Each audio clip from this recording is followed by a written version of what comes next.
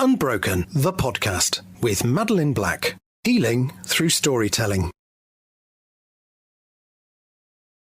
Hello and welcome to Unbroken, the podcast with me, Madeline Black. And I am interviewing people that have triumphed after adversity and have not just bounced back in life, they have bounced forward and they are now making a difference to other people. And today my guest certainly lives up to that introduction. I am interviewing Tasha Schuh today. After a tragic theatre accident that left her paralysed from the chest down, she has discovered invaluable lessons that resonate with audiences of all demographics.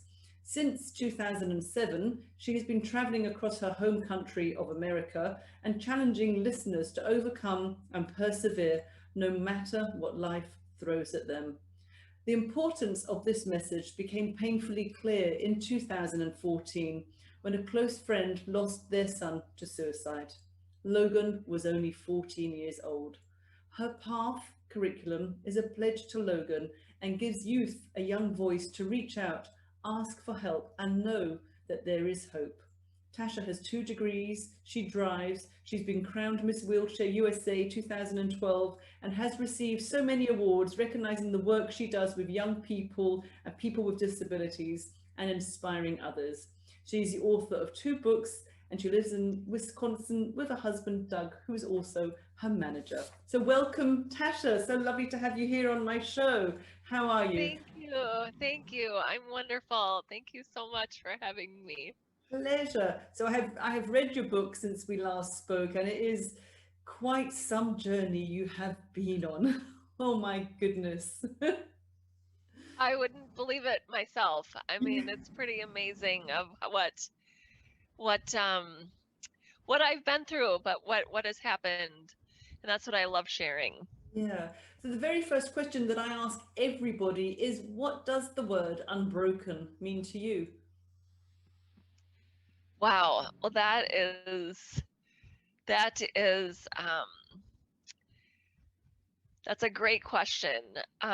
For me, when I had my accident, I felt so broken. You know, I was 16 years old. Um, had a very low self-esteem before the accident. Didn't believe in myself. Didn't I had very low goals for my life. I just really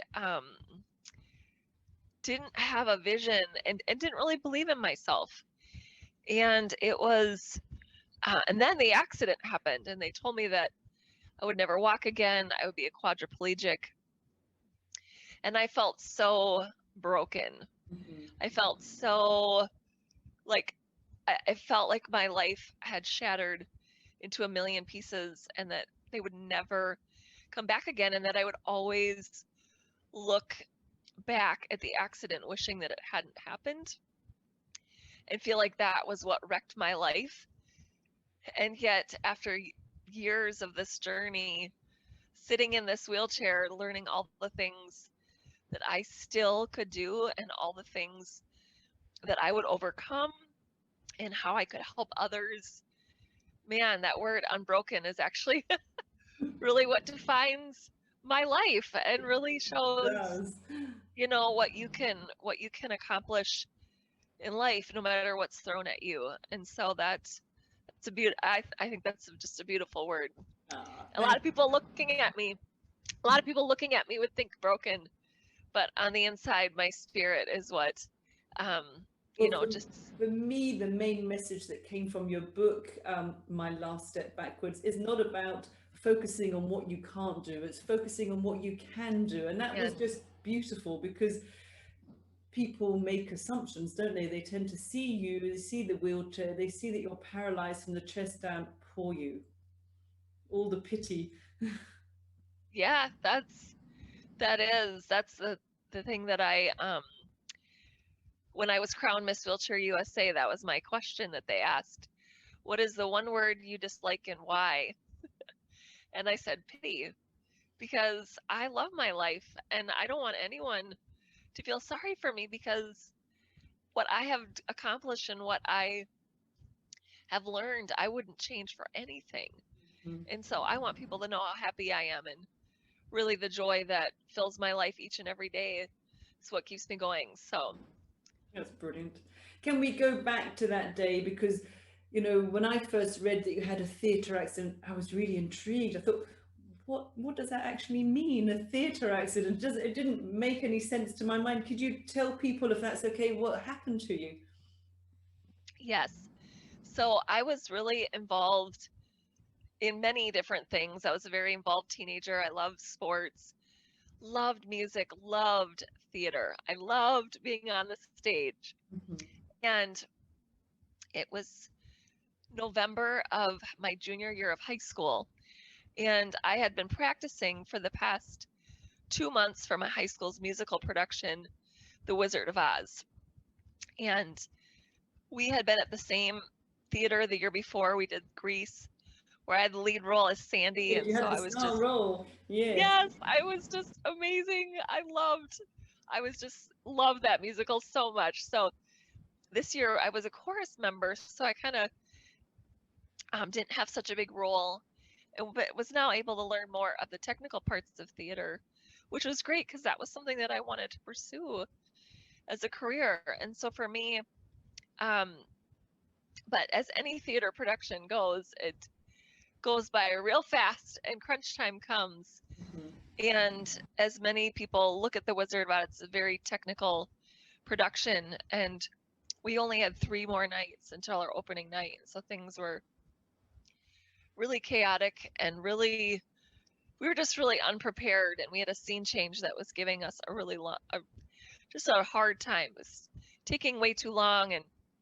I was on stage helping with that scene change when from directly behind me, they removed the cover off of the trapdoor on stage.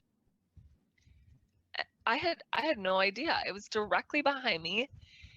This probably all happened within the matter of 2 to 5 seconds. They took the cover off. They were moving a prop over, and I was in between the two. So someone told me to move out of the way.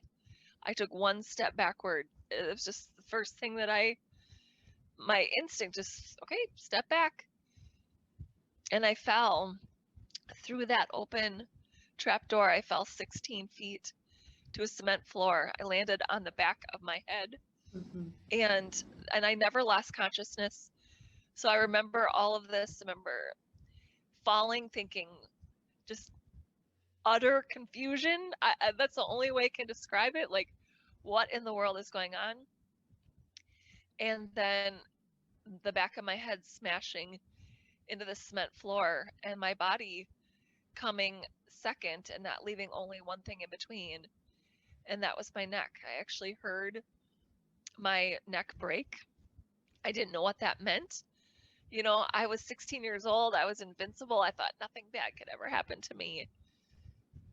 But when I arrived at the hospital, I was soon to realize that I was not invincible. And there was, no matter what I did, I was not going to be able to get out of this. This was going to be my future. Not being able to scratch your nose. I remember when you're in hospital wanting to scratch your nose and realizing I can't move my arms and hands. And Yes, it was a time that I would not wish on my worst enemy. I honestly had so many struggles. I had a lot of health problems. you did. I was actually in a coma for 8 days where they said I wouldn't live, and then when I miraculously lived, I began my rehab, and my parents' marriage was falling apart, and my boyfriend I just knew was going to leave me, and it was a very, very, very, very hard time. Let alone completely losing my independence. I mean, so I'm paralyzed from the chest down, Mhm. and then I can move my arms, but I cannot move my fingers. So I basically had to learn how to be as independent as I could without being able to walk and without being able to move my fingers, which is And something I that's imagine huge. as a 16-year-old to have people to suddenly care for you, you know, your personal care.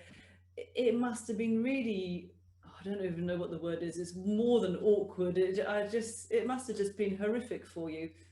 It was having people get me dressed, help me go to the bathroom. I mean, it was, it was awful. It was something that, and they were teaching me how to do things that I had known how to do since I was 3 years old. And so I just struggled. I struggled so much with depression. And there were so many times where I wanted my life to end. And there were so many times where I would go to sleep and just beg and pray that I could wake up from this nightmare. And every morning it was still there. And so it was Yeah, very, because you very, prayed very hard that you would walk again, didn't you? That was one of the things that you I put did. it out there. You prayed so hard for that. Oh, I wanted to walk. I just thought there's just no way that I could live a good life sitting in a wheelchair. Like, a wheelchair cannot equal happiness. And that was something that I just believed for a long time. Long, long, long, long time. Probably upwards of 10 years. Wow. And, but that's not how I feel today. So when did your mindset start to change? When did you start to think, actually, I've got a lot going for me? So I do really want to mention that, my accident was in 1997. And so it's this November, it will be 23 years. Mhm. And I just always want to let people know that it was not overnight. There was no Absolutely. aha moment It's a where, process, huh? yeah, oh my goodness. And that's what I think sometimes, as human beings, we're so hard on ourselves to move on, get over it. And loved ones can be very, trying to be helpful, but, you know, it, grief is a process. And I remember taking a psychology class when I went back to college or when I went back to high school, and we were studying the stages of grief, and I thought, well, I didn't go through any of those. And then I did a blog probably 5 years ago of I can look back and see how I went through every single one of them, and how, yeah, it is something that was kind of like a roller coaster.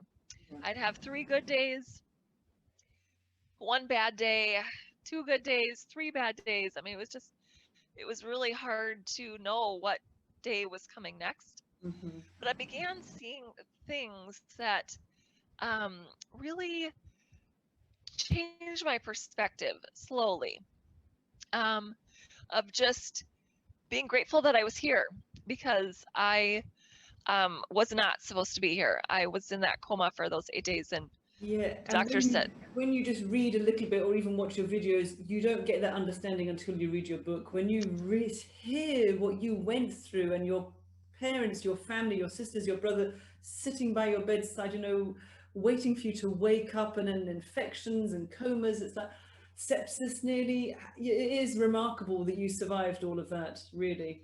And it, then the paralysis is on top of that. it really is. And that was what I started to go back and look at my medical records and see just how close to death I really was. And that was just, wow, I must be here for a purpose. And it was just going to a wheelchair camp. My mom made me go to this wheelchair camp that I was like, uh, my vision of wheelchair camp was pretty bad. I thought, oh my goodness, there's no way that I'm going to wheelchair camp. And What it did you was think it was here. going to be?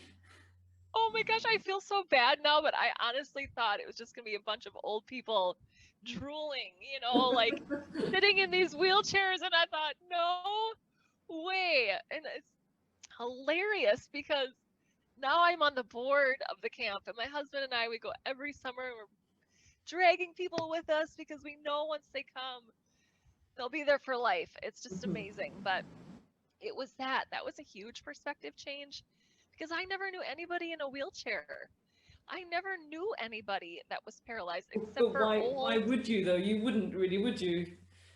right? And so that was what was so eye-opening, was that all these people were young, and they were active, and they were married, and they had children, and they they had gone to college and they had done all these things, and I thought, oh my goodness, there's hope for me. Like, this isn't a death sentence. These people are actually happy. And so it was oh my goodness, so many things. My faith's been a huge part of my recovery, and also I lost a neighbor to cancer about, oh my goodness, I don't even know how many years ago that was, but he brought so much perspective into my life, of how grateful he was for each and every day. And he could be so sick and so ill, and yet he'd be out there walking, and I just trying to get his strength back. And it just, these, people have inspired me over the years to really put things into perspective. Well, you are now inspiring others. And I remember being very touched in your book when you said that you spoke about, just a few days before your accident, there was a program on about Christopher Reeve, and you just said, I couldn't imagine anything worse than that happening to me. And literally less than a week later, you have become Christopher Reeve, quadriplegic. Yeah, to this day, I still can't believe it either, of how I had that thought, and yep, within a few days, I was living that life. I thought, oh my goodness. Of course, it took me a while to remember that, but as I was jogging my memory and a friend brought it up, I thought, oh my goodness, this is very eerie. Mm-hmm. And yet, how when Christopher Reeves died, his wife said how happy he was. This was not a celebration of him losing his life. He had found a new normal. Yes. And that's really what I and so many others with spinal cord injuries have done. It's not just me. I've really found that this life is so worth living, no matter what challenges I would and struggles we're going through. I would agree with you. So I know that you said your favorite word is hope, and I love the word for hope. I always call hope, hold on, pain ends. But then I interviewed a woman the other day, and she gave me another meaning of hope: help one person every day. How cool is that one? Oh my goodness. I'm Yeah. going to have to use all of these. That's a good That's one. I amazing. really like that. But that's really what you do. You do help people to find hope. You shine light when it's really dark, especially young people. Well, it's something that I never set out to do. My motto when I had my accident was one day at a time, because if I found myself thinking 2 years, 5 years, 10 years, I would get so overwhelmed with, like, I'm never going to go to college, and I'm never going to have a job, and I'm never going to get married. And so all I could do was one day at a time. All I can do is today. That's all I can do. And as I did that,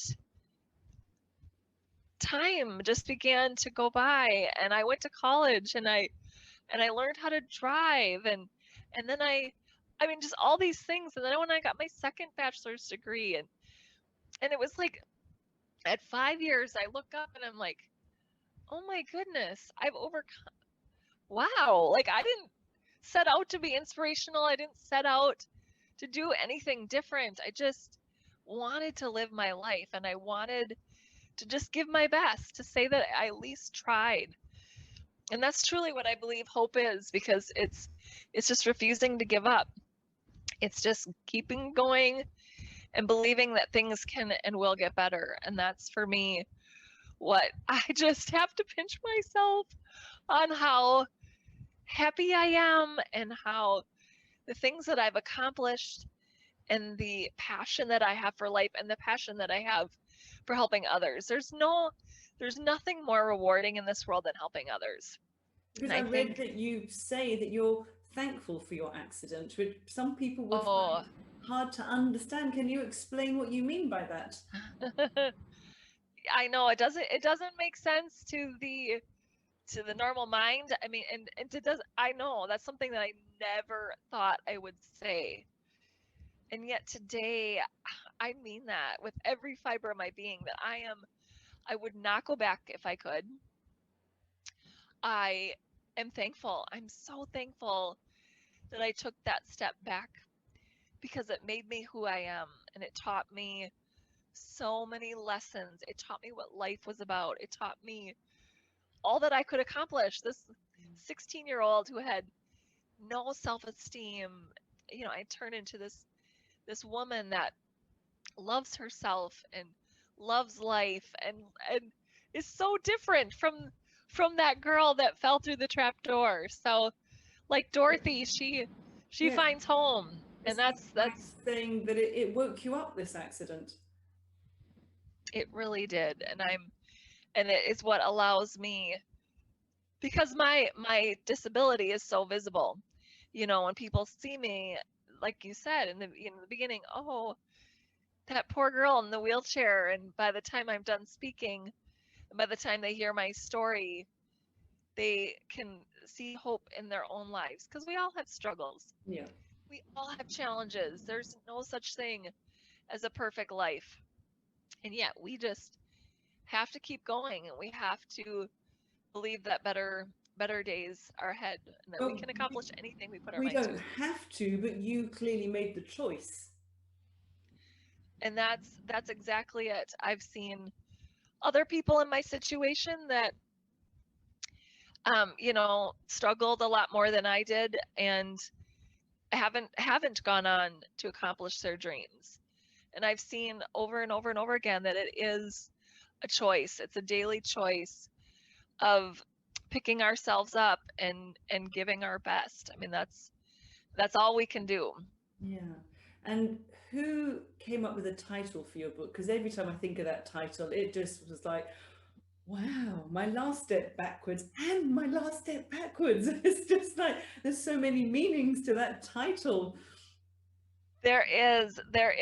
I can't even remember who it was It's that genius. oh, well, and it was funny because we're kind of going back and forth, and I had one title and I had another, and I was talking to someone and they were like, "Oh, no, it has to be my last step backward." Yeah. And I was like, "Well, that's how I feel. That's how I loved it." The first time I heard it, I'm like, it like almost gave me, goosebumps of just like, because there's so much meaning in that.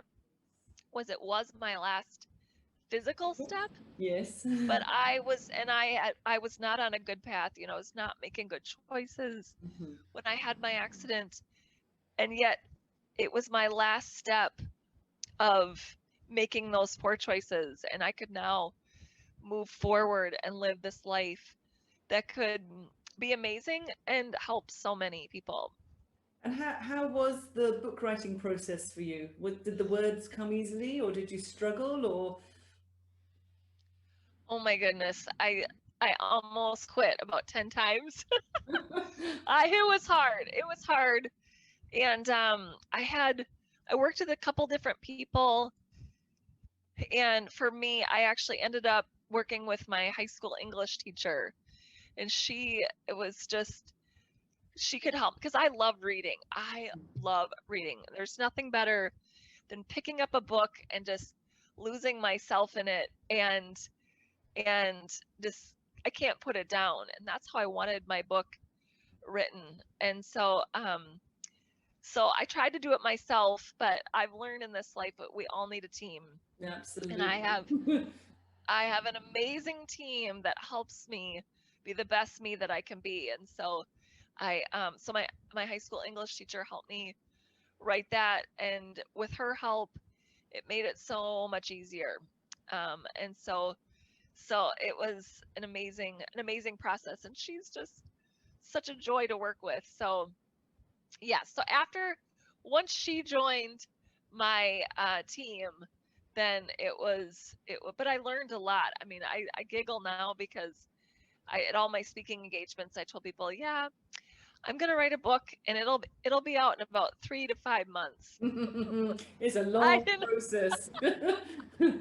I had no clue what I was saying or doing, because it was 2.5 years.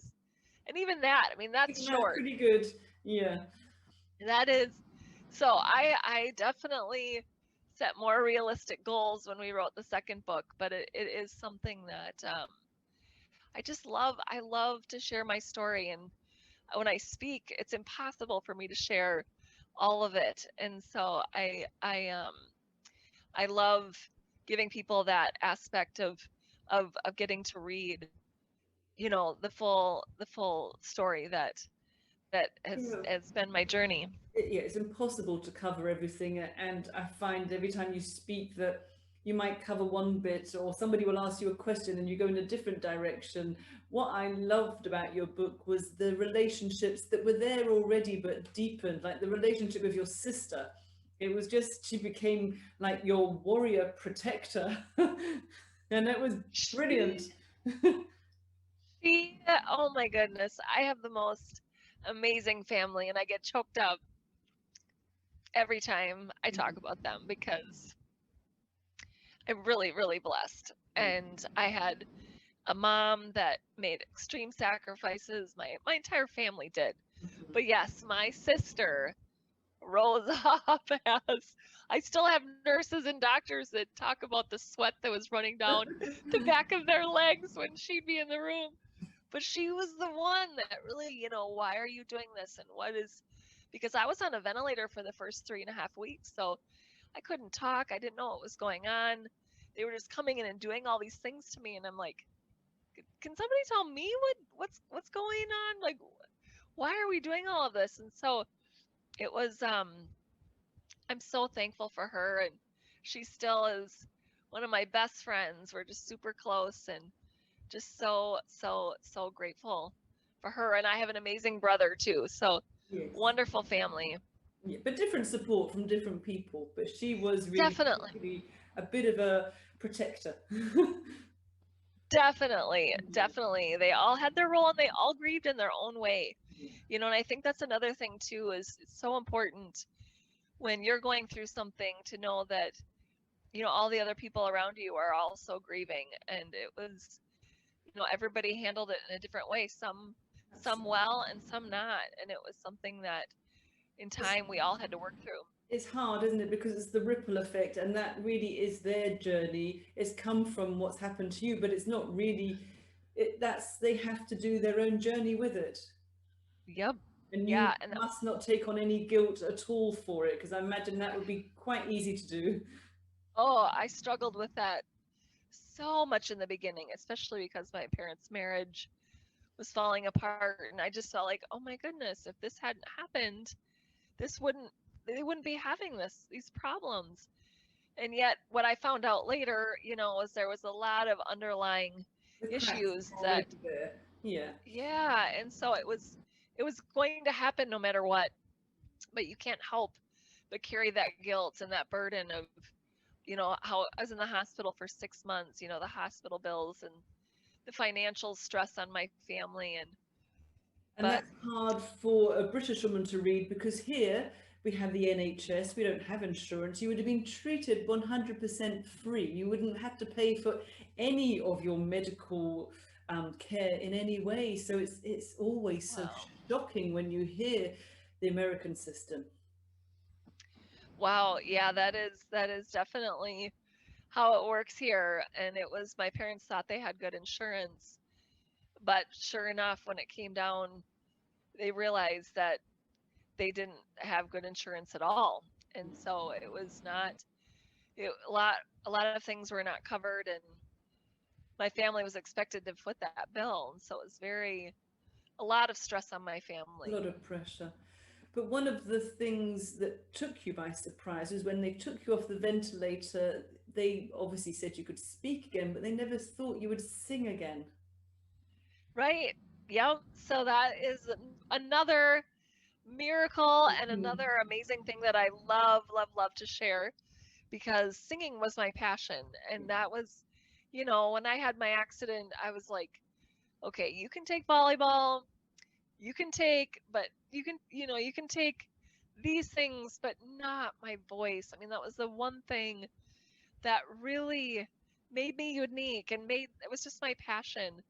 And so so every time I speak, I close with a song. I Mhm. sing at the end because Oh, I love sharing that, and I love showing that you can accomplish the impossible, and you don't always have to listen to doctors. Obviously there was, with my injury, that's not a mind over matter thing, but I was determined to be able to get my voice back. And it took a while, and it definitely has its moments where I have to really practice a lot and keep my lungs strong and healthy. But I love singing. Yeah, that was it just made me smile so much when I read that part when you were practicing. You were singing, was it a wedding at the first time you sang, wasn't it? Yeah, it was my brother's wedding, and I was so grateful that they had asked me to sing because it's what really forced me to get back into it. Otherwise, um, I probably wouldn't have started singing again. So very thankful for them. And you were very nervous, so the idea of singing made you nervous. How did you end up speaking from a stage? That's hilarious because I never, if you would have told me that I would be an inspirational speaker, I would have completely laughed at you and been like, absolutely not. And people are like, but you were an actress. Like, isn't that just natural? I'm like, no. When you're an actress, first of all, they give you your lines. And so you just have to memorize what's given to you. You don't have to come up with your own material. And when you're on stage, it's pitch black. You can't see really beyond the first two rows. And so speaking is so different. And that is something that for me, when I was in college, I didn't know what I wanted to do. And one of my professors was like, you should be an inspirational speaker. And I thought to myself, my first thought was, that's the dumbest idea I've ever heard. And then in the same moment, it was like this light bulb went off, and I'm like, I think you're right. I think that's exactly what I should do. And I was scared. I was so scared. I was scared out of my mind. The first time I spoke, it was at Winona State University where I was getting my first bachelor's degree. And this teacher had asked me to come and speak to his class. And I'll tell you, my life wasn't all that inspiring yet. I had barely learned how to drive. I hadn't graduated. But immediately following, I don't even remember what I said. And I think, what did I say? But immediately following, there was a line of at least 10 students who just thanked me and said, I want to thank you. I really needed to hear that. And I've been really struggling. And it was just like the most beautiful gift, because all I've ever wanted to do is help people. That's all I've ever wanted to do. People are like, what do you want to do with your life? I'm like, I don't know. I just want to help people. That's all I want to do. And I could see, especially the more and more I began to speak, how I was doing that. And it was just so rewarding that in order to get up, people are like, so do you still get nervous? I still get nervous every time I get up to speak. But I always remember the ending. I always remember the people that come up and thank me. And that's what gets me through that.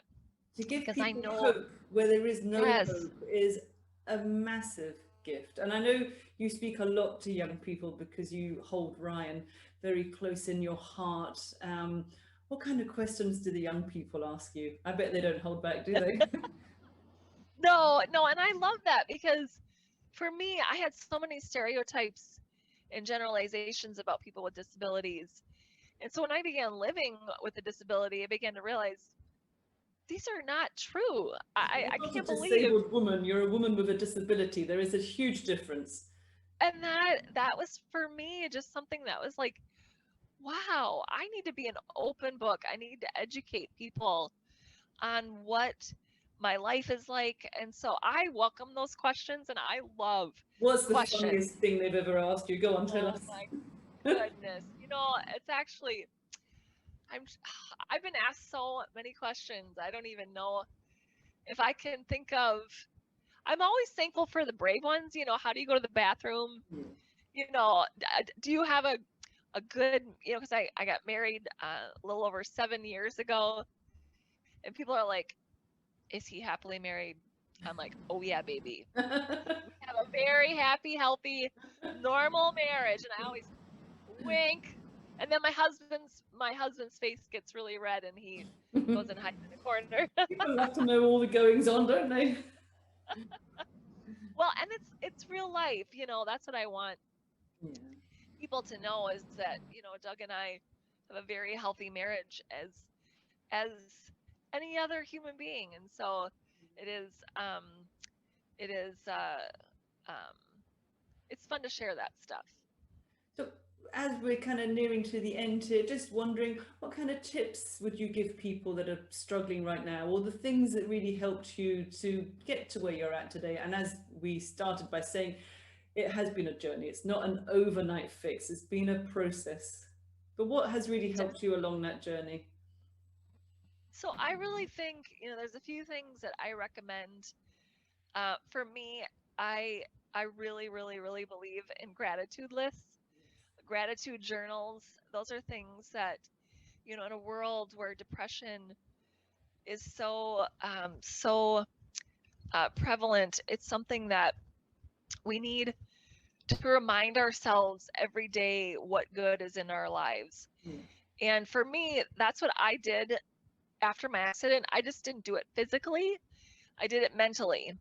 And when I went through a relationship ending before I met my husband, I was really struggling, and I physically went through that gratitude list and I wrote out all the things that I had to be grateful for, and I would just keep adding to it.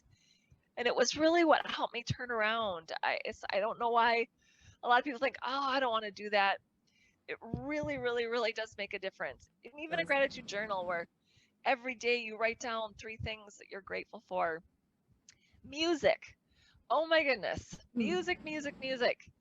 I am one that has always loved music, as I've shared in our time together, but positive, encouraging music, forcing myself to listen. When I was my hardest days, my friends and my caregivers would put on music that was uplifting and encouraging.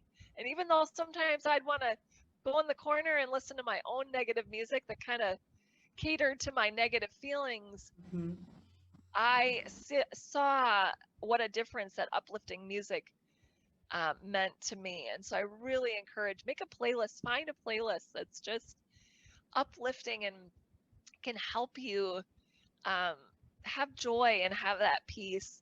And then also just surrounding yourself with a team. It is so important, so important to know that you're never alone and to know that it's okay to ask for help. As humans, for some reason, we try to carry it all ourselves. We don't want to be a burden on anyone.